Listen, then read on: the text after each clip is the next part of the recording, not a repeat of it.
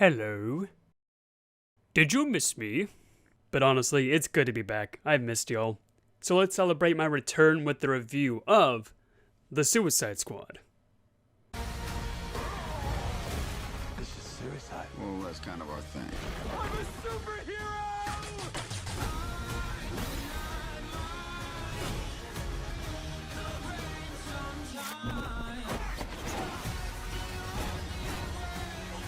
Where's my dad?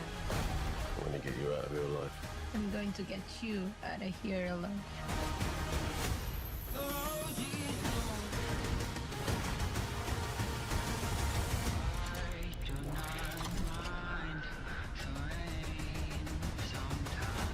Ratatouille, what do you got? Bird. Now it. Stay off the comm. Alright guys, I'm just go ahead and say it. I love this movie. I love the characters, I love the story, the action is amazing, it's funny as hell, it's all around just a great movie. Not just a great superhero movie, a great movie. James Gunn has fully delivered on a perfect Suicide Squad movie. It is miles better than what we got back in 2016 with David Ayer's Suicide Squad.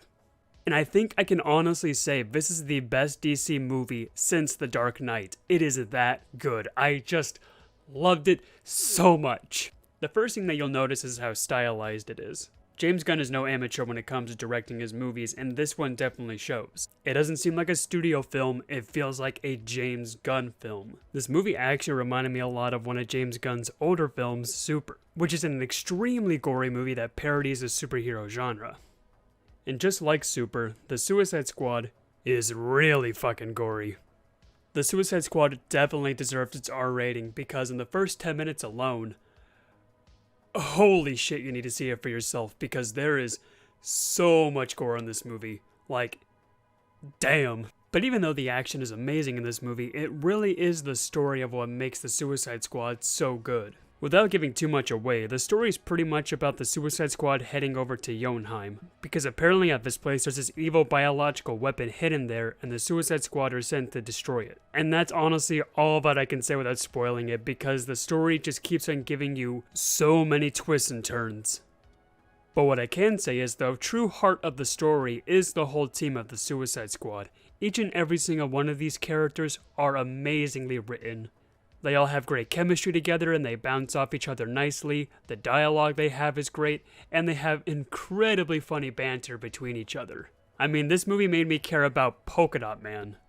Polka Dot Man. How the heck did James Gunn make me care about a villain named Polka Dot Man? That just goes to show how great this movie is, guys. Like, seriously, it's so good. It's honestly hard to pick a favorite character out of this whole team. They're all just so likable. Well, I mean, as likable as they can be, seeing how they're villains. If I would have to pick the two best written characters, it would definitely have to be Bloodsport and Ratcatcher 2. These two definitely work well together and have this sort of father-daughter relationship. Ratcatcher 2 is the more sensible one and tries to bring the whole group together, while Bloodsport is this more heart-of-stone character until he lightens up later in the movie. John Cena as Peacemaker is also a really nice addition to the movie. I do also like the little banter that Bloodsport and Peacemaker have between each other of who the better assassin is. Viola Davis is back as Amanda Waller, and she's great too. She's even more menacing than she was in the first Suicide Squad movie. I mean, she goes balls to the walls crazy at the end of this movie. Like, she goes insane. And then there's King Shark. New dumb friends!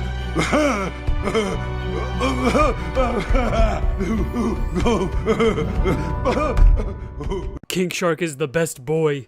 He's the best boy. Like I said, guys, I just love so much about this movie. I love the characters, the comedy, the action, the gore, the writing, the cinematography.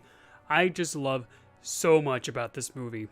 But unfortunately, it's not perfect. My biggest complaint is, even though I love the story, the pacing is a bit hit or miss when it comes to the middle section of the movie. For example, in the beginning, Harley Quinn gets captured by these generals in the beginning of the movie, and Harley's character has pretty much no use for about 1/3 of the whole film's runtime, which unfortunately means we gotta put the main story to a halt so that way we can have a subplot of the Suicide Squad rescuing Harley.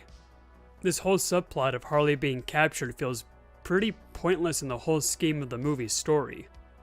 I feel like there could have easily been a way to write around this subplot and not have Harley captured at all. But that's just my opinion. I mean, I'm sure James Gunn had a reason he wanted it to be like this, but in my opinion, I feel like it could have been written a bit better, one, to lower the runtime of the movie, because the movie is almost 2.5 hours long, and to also maybe give Harley a bit more of characterization with the other members of the Suicide Squad. But I will say, at least this subplot does give us a pretty cool action scene with Harley. And honestly, the more I think about it, this is just a little nitpick. It's not a huge problem with the movie. In fact, I do actually have a lot more to praise about this, but unfortunately I do have to go into spoiler territory, so here's a little timestamp for you if you don't want to be spoiled about what happens in the Suicide Squad. Alright, let's start with a smaller spoiler about who the main villain is. Any DC fan who watched the trailers pretty much know what the big secret biological weapon is that's being held over at Jotunheim. And yes, it is Starro, one of the very first villains to fight the entire Justice League. And my god, he is so cool in this movie. James Gunn surprisingly made a giant intergalactical starfish disgusting and menacing. Like, it's insane what this thing can do.